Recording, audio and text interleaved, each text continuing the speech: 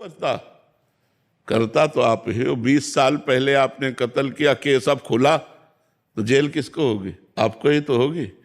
भले 20 साल हो गए तो आप ही तो हर योनियों में गए। पहली बार थोड़ी मनुष्य बने, लाखों बार करोड़ों बार मनुष्य बन चुके हैं और उनका किया हुआ कर्म आपको जमा है, आपको भोगना पड़ेगा, क्योंकि आप ही तो है ना। हमारे लिए नया जन्म है, लेकिन भगवान के लिए तो पता है ना कि ये वही आत्मा है जिसने अमुक पाप किया था, तो इस शरीर में आपको भोगना पड़ेगा। वर्दी भले बदल जाए, लेकिन जो करता है वो थोड़ी बदलता है। जैसे आप मान लो अभी पैंट शर्ट में कत्ल करो, आप धोती कुर्ता पहन लो, तो सजा तो धोती कुर्ता में भी आपकी होगी ना। तो ऐसे 84 लाख योनियां आत्मा की पोशाक है। कभी सुअर बना, कभी कुत्ता बना, कभी गधा बना, कभी देवता बना, कभी मनुष्य बना, लेकिन बनने वाला तो वही है। ये पोशाकें पहनने से बनने वाला नहीं बदलता है, इसीलिए उसको भोगना पड़ता है, उसी आत्मा को भोगना पड़ता है जो अज्ञान जनित कर्म करके, पाप कर्म करके अब हम मनुष्यों नहीं बने। अब हम अपने को बचा सकते हैं, अब बचाने का टाइम है।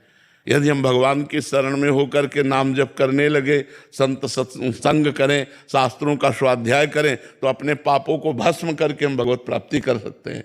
अभी चांस है। और अगर मनुष्य शरीर छूट गया फिर कोई चांस नहीं, फिर 84 लाख योनियों में भटकते रहो। फिर कभी अवसर भगवान देंगे, मनुष्य बनाएंगे, फिर सत्संग मिले तो फिर चांस मिलेगा। नहीं तो देखो, इतने बड़े महात्मा भरत जी अपना राजपाट, संतान सुख, राज सुख सब छोड़कर गंडकी नदी के किनारे भगवान की प्राप्ति के लिए भजन कर रहे हैं। एक हिरन में आसक्ति हो गई तो अगला जन्म हिरन का हुआ कि नहीं हुआ? सोचो आप, कितना सूक्ष्म निर्णय है कि एक हिरन के बच्चे में लगाव लग गया तो हिरन बनना पड़ा। और अपने लोगों की दुर्दशा क्या होगी जो सैकड़ों जगह फंसे। सोचो अपने लोगों की दुर्दशा, वो तो एक हिरन के बच्चे में फंस गए। यहाँ तो ये हिरन के बच्चे क्या, यहाँ तो फंसे ही फंसे। छोटे छोटे विषय, छोटे छोटे नशा, छोटी छोटी बातें तो बहुत हैं, बड़ी बड़ी बातें हमारे जीवन में फंसी हुई। हम पुत्र के आसक्ति, पत्नी की आसक्ति, पति की आसक्ति, परिवार की आसक्ति, और सब छोड़ के बाबा जी बन जाते तो शरीर की आसक्ति। ये भी दुर्गति है, ये भी दुर्गति का कारण है। जब किसी से प्यार ना रहे, केवल भगवान से, तो मुक्त हो गया। यही अवसर है, भजन कर लो।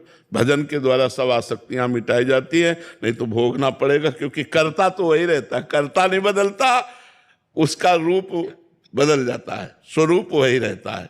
रूप बदल जाएगा मनुष्य का, स्त्री का, पुरुष का, नाना प्रकार के अन्य योनियों का, तो इसीलिए कर्ता को भोगना पड़ता है।